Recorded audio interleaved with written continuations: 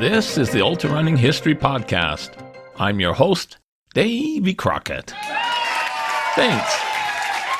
Thanks for coming. This is episode 169. In this episode, I will continue telling the story of Old Sport Campana, the most popular ultrarunner of the 19th century, the clown of the pedestrian era.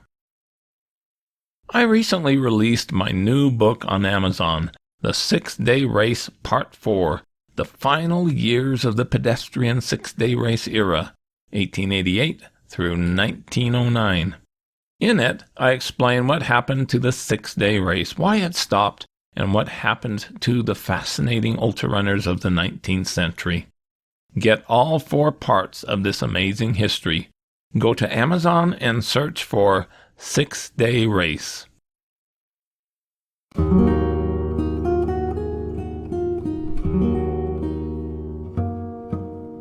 In Part 1, we became acquainted with Old Sport Peter Napoleon Campana, born in 1836 of Bridgeport, Connecticut, a poor street vendor and talented runner who wanted to become a professional pedestrian or ultrarunner.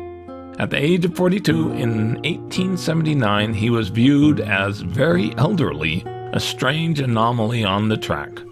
It was said that it looked like he had been run through a threshing machine. It was written, "He looks like a physical wreck, and every stranger expects to see him collapse momentarily." In early 1879, he had a poor reputation, and his integrity was questioned. But during the coming 15 months, as he ran more miles in races than anyone in the world, he would win over the hearts of the public. He would become, quote, perhaps one of the best-known athletes in the country.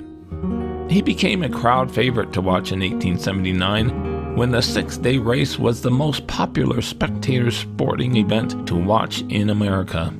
Despite the 6-day race loss to Daniel O'Leary in December 1878, Campana, now wealthy and newly married, sought to further profit from his newfound notoriety. He was now mentioned in newspapers every week across the country. Some of the press was negative, as word spread that his Bridgeport 6-day world record run of 521 miles in November 1878 was a fraud. He stated that the accusations came from disgruntled men who wanted more money from him. The New York Sun looked deeper into the matter and concluded that, quote, the fraud was inspired by a wish to make a big record, arouse public interest, and thereby gain in gate money. The scheme had succeeded. What was the reaction to the bombshell news in Campana's hometown? It was reported, Bridgeport had freely given Campana their confidence and their backing. Now there is surprise that the community could have been sold so cheaply and completely. As a pedestrian, Campana is looked upon as a dead duck. Still, there were those who believed his effort was legitimate. A reporter from another newspaper who witnessed the last day of that event and interviewed witnesses stated, I gained a firm impression that the walk had been honestly conducted and that Campana had really passed over the number of miles with which he was credited. No one whom I met in Bridgeport appeared to have any doubt about the matter. He believed there was a conspiracy against Campana. Here's what I think. Given that Campana never exceeded 521 miles in all his future 6-day races that he competed in, I believe that the effort involved fraud and should be discounted. It is likely that Campana was naive and wasn't involved in the fraud that was conducted by his backers. Campana had a court trial in late January for physically abusing his new wife, Jenny. She returned to her father's home and took her new wardrobe and $100. In court, he showed a big roll of bills and said that he was in the hands of men who had hired him for a year, and he couldn't walk anywhere without their permission. He had argued with his wife when 2 other women had come into their new house in Waterbury, Connecticut, who he didn't want there. He suspected that she had him arrested so she could strip the house of costly things while he was away in jail. Despite this terrible incident, the two were reconciled, and Jenny moved back into their home. Campana was not a pedestrian dead duck. His career was just beginning with the help of his dominating backers. At that time, professional pedestrians were not kicked out of the sport for perceived fraud or misbehavior. First, he tried to issue challenges against other runners for large amounts of money. Those went without responses. Next, he went on the road to give running exhibitions. He went to Boston, Massachusetts, and made an appearance at the music hall during a boat club night of entertainment. Campana was on the program, and from his peculiar garb and long sloping walk, created much amusement as he sped round the track. When he entered the hall, a shout mingled with applause went up from the audience, which the pedestrian took very coolly as a broad smile overspread his peculiar face. He ran on a temporary track, 20 laps to the mile, and reached 5 miles in 33 minutes. He next went to New Haven, Connecticut in March 1879 to attempt to run 6 days solo. He reached 401 miles, a far cry from his previous alleged 521 miles. He was referred to as, quote, Connecticut's big pedestrian fraud. Campana next headed to Montreal, Canada, to compete against Bart Tinucci of Montreal, Canada, in a 6-day race for $500 a side. He arrived sporting a gold medal for his phony 521-mile walk at Bridgeport. The event did not get much attention, with only about 100 people present at the start on April 7, 1879 in Perry's Hall. Campana started out wearing the red shirt that he wore when a member of the No. 29 Engine Company in the New York City Fire Brigade. He covered the first mile in 8 minutes. His wife Jenny helped crew him and cooked his food. After 12 hours, the race was close. Campana had 49 miles, and Tinucci had 48 miles. The pace was very slow, and it was said that both men were taking it easy. Campana stretched a lead of 9 miles on the next day. Both men were feeling fresh, but the feet of both are considerably blistered. Campana held the lead after 3 days, but was, quote, badly used up. On day 4, he claimed that he had been badly treated. He had been promised a trainer and that his expenses would be paid in the amount of $95. But once it was determined that the race was not making money, he was denied any more help. He then accused Tinucci of running laps without the official score recording, which was true. Tinucci offered to credit Campana with 21 laps, but was refused the offer. Then Campana said that he was told the race was being cancelled because of lack of interest when he had a 20-mile lead. He left the track with 248 miles, but his competitor went out again and was later said to be the winner with 400 miles, claiming the little gate money.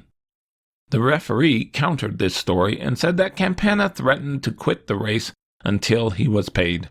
He was promised to be paid after the race and asked to continue. Campana said, "No, not if my mother came out of her grave, except I get expenses paid beforehand." The race managers believed that Campana was in such bad shape that he tried to find any excuse to, quote, throw the match up. Campana fled back to the United States after his Canadian visit fiasco. He entered O'Leary's Heel and Toe Championship held in Gilmore's Garden in New York City in May 1879 with 14 starters. He boasted that he could, quote, use up the gang easily. He was in second place after the first mile and reached 75 walking miles after 24 hours. By 4 days, he was terribly swollen and blistered, but hung in there in 6th place. On the last day, he said he was pressured by men to hold back and not pass the big Swede runner, John Colston of New York City, because they had wagers on him. Campana finished in 6th place with 401.5 miles and received $10. Everyone was surprised that he had lasted the full 6 days. Daniel O'Leary started to hold a series of ultra-distance races. One format was a 75-hour race, which was different from a 6-day race where they ran for 12.5 hours per day. The 75-hour race was a 3-day race with 3 additional hours, so it could be run during 4 primetime spectator evening hours. It started at 8 p.m. on Wednesday and concluded at midnight on Saturday. In July 1879, Campana competed in an O'Leary 75-hour race that was held in Boston's Music Hall. The attraction was to get a share of the winnings, a purse of $550 of gold. He did surprisingly well. After 42 hours, he was in second place with 155 miles, only 6 miles behind Frank Hart, who would soon be the best 6-day runner in the world.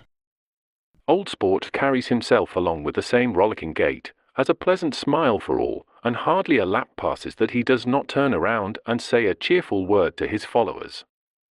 He was starting to win over fans. For the finish, the Boston Music Hall was packed like never before. During the final hours when Campana returned to the track, he was accidentally knocked down by a spectator, hurting him somewhat. He soon braced up and stared on a run, the audience cheering him lustily. Shortly afterwards, he was the recipient of a very handsome bouquet from a lady, which he carried round the track in great triumph for 2 laps. Then placing the flowers on the scorer's stand, he renewed his pedal work. Later, he became sullen and wanted to quit. He could hardly stand on his feet, and, with tears streaming down his thin face, showed a desire to draw back. Cheers of "Go on, Sport" made him run again, quote, like a deer. In the end, he finished in third place with 262 miles and won $100. In early September 1879, Campana competed against John Hughes from New York City in a head-to-head 75-hour race at Alston Hall in Boston for $200 a side. The track was tiny, 28 laps to the mile. Hughes at once sped into the lead and kept up a trot for 30 miles before walking. Campana yelled to the crowd, "I am all right, an old fire boy. No one can beat Old Sport." He got an enormous cheer. At 48 hours, Campana had covered 183 miles. Hughes won the race and $200 from Campana, covering 275 miles to Campana's 271 miles. 2 weeks later, Campana was seen on the streets of New York City making his way to Madison Square Garden to watch the 5th Astley Belt 6-day race that would be won by Charles Rowell of England. Campana was recognized by those on the street, surrounded and cheered. He was now a pedestrian celebrity.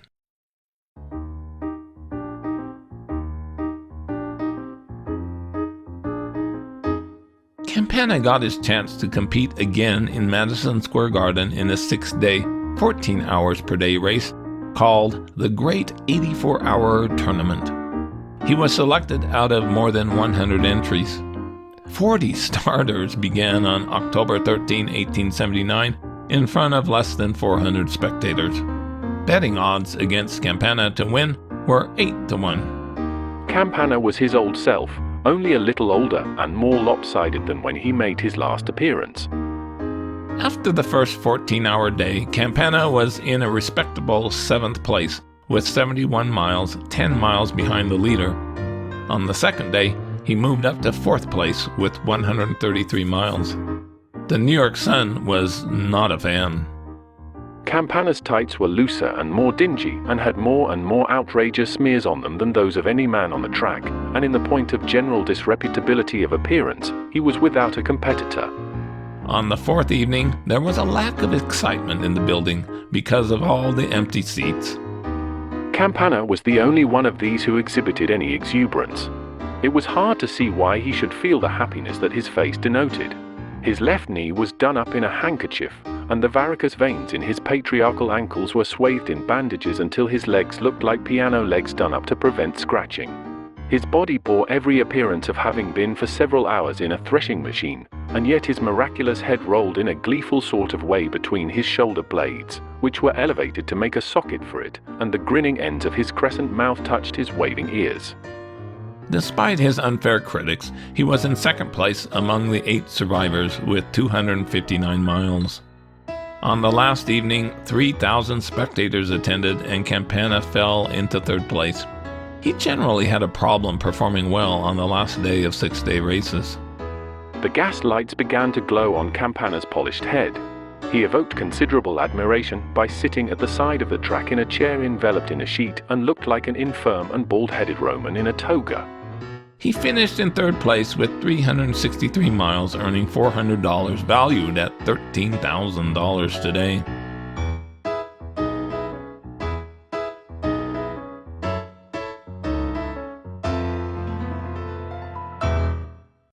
To close out 1879, Campana competed in his first major six-day go-as-you-please race.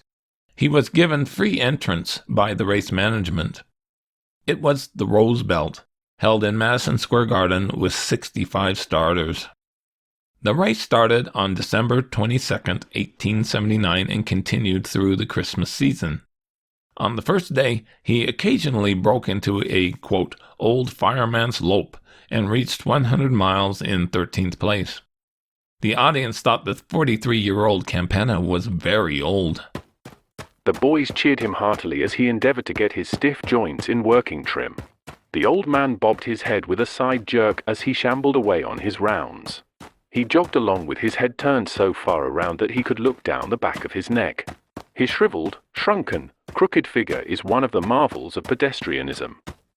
The rougher portion of the spectators occasionally amused themselves by shouting sarcastic and insulting remarks at Campana. No one thought he would win. The bookmakers would not even give odds for him to win. But on the third day, he was still in the mix, in 11th place.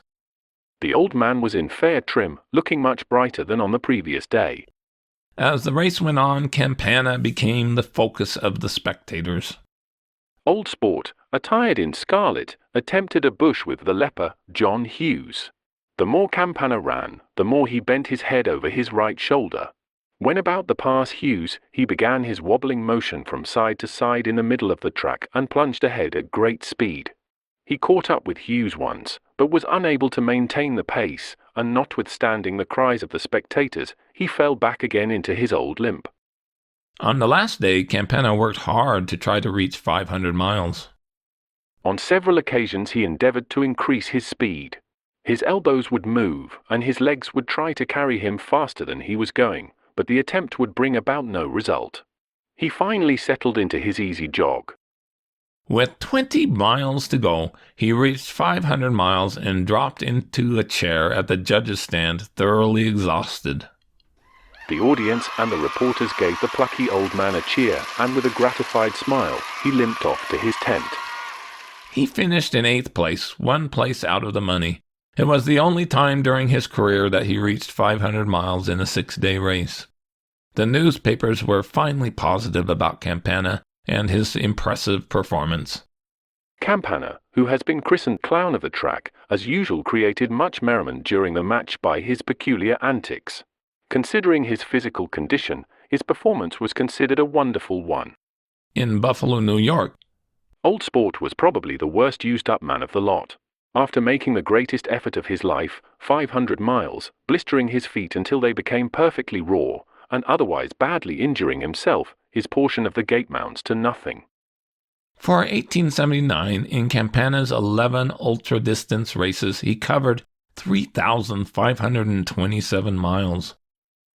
Campana started off 1880 by racing against Civil War veteran Chester Lewis, age 35, of Brooklyn, New York, in a 75-hour race for $250 held on January 21, 1880, at Central Pedestrian Hall in Brooklyn. The newspaper provided a lot of details, revealing much about Campana's race. A lot of pre-race wagering took place, favoring Campana.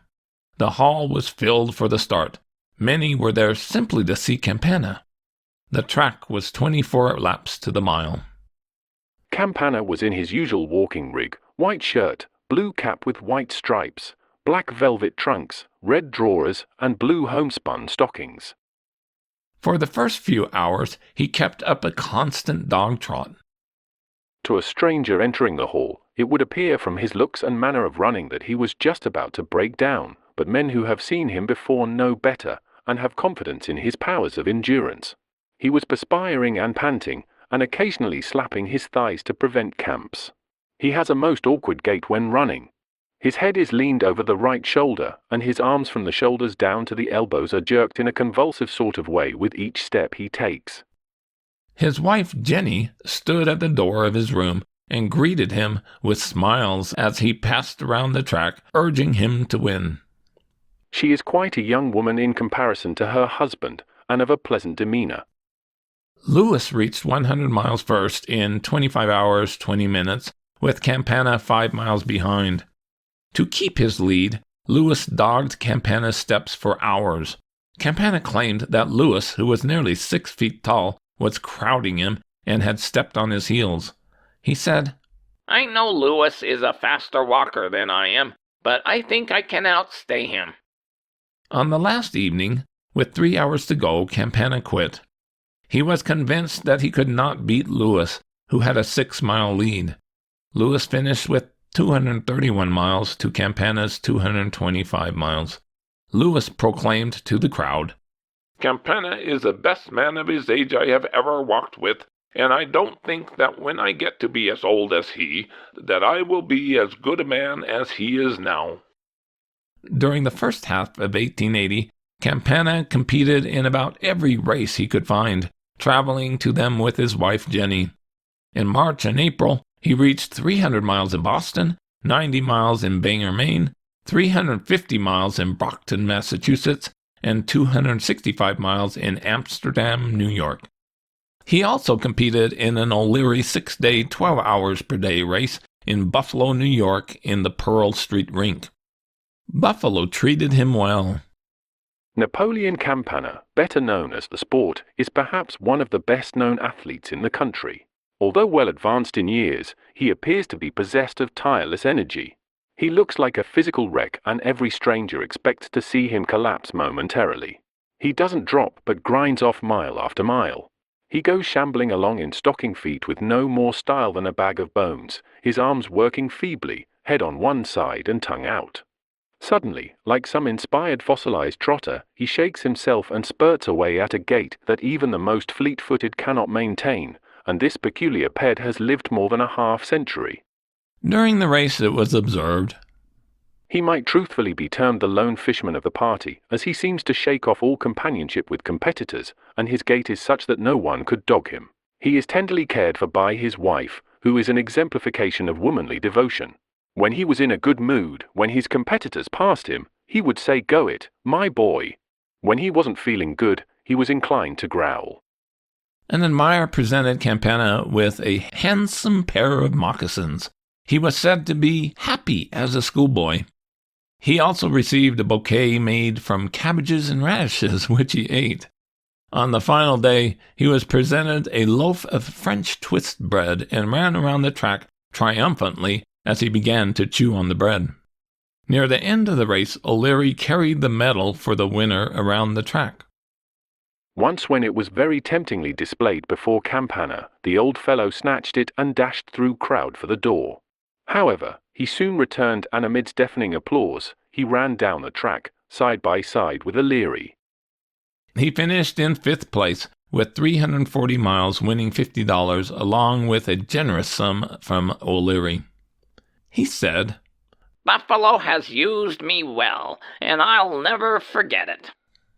With only a week's rest, Campana started another O'Leary race, a 6-day, 12 hours per day heel and toe walking race held at McCormick Hall in Chicago, Illinois on May 10, 1880. Campana reached 58 miles during the first 12-hour day, in 7th place among the 20 starters. 20-year-old Gus Olmsted dominated the early days of the race, setting what was believed to be a 12-hour walking world record of 64 miles, keeping up a steady 5.5-mile-per-hour pace. Next to Olmsted, Campana was the center of attention. His shambling gait and peculiar actions kept the crowd in good humor all the time, and the old man made lots of newly made friends who hoped to see him among the prize winner. As he walked, he talked to himself, telling Old Sport to do this and that. Campana competed well, and as always was the race clown. During the evening of day 3, he trotted around in his stocking feet as happy as ever. He delights in wild colors, and his stockings and trunks of bright red make him conspicuous. Don't throw any carpet tacks on the track, he constantly cautioned the new arrivals as he drew attention to the fact that he wore no shoes. He sometimes struck a questionable gait for a square heel and toe walk, and when his attention was called to it by the spectators, he would make a reply that set the crowd in a roar. At the end of day 4, Campana had 228 miles and was walking in third place, 6 miles out of the lead. This statement from a Chicago newspaper described him well. Old Sport Campana continued to amuse the spectators, who also had a respect for his persistency. He has developed staying quality superior to those of the younger men. He changed things up as he was seriously competing. Campana dropped his monkey movements and taken up a long swinging stride that reduced the number of miles between him and the leader considerably. More than 2,000 people packed the building to watch the finish. Campana tried hard to move into second place, but could not get there. He closed out with 327 miles for third place, winning $150. It was one of his finest races. Campana continued on the O'Leary race tour and went to Pittsburgh a week later and competed in a 6-day, 12 hours per day race, Go As You Please, with 16 starters. He again did very well, finishing in 5th place with 336 miles. How he does it nobody knows, but he always manages to turn up for a place when Saturday night comes.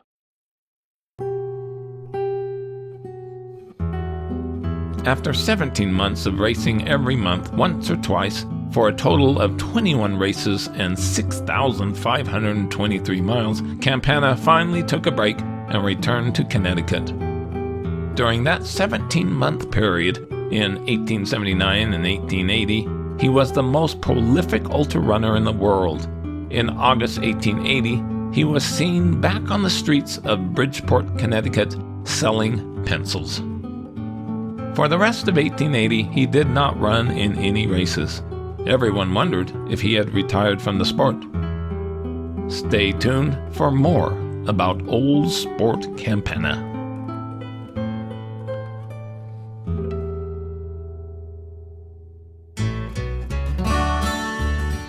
With that, this is Davy Crockett, and this is the Ultrarunning History Podcast.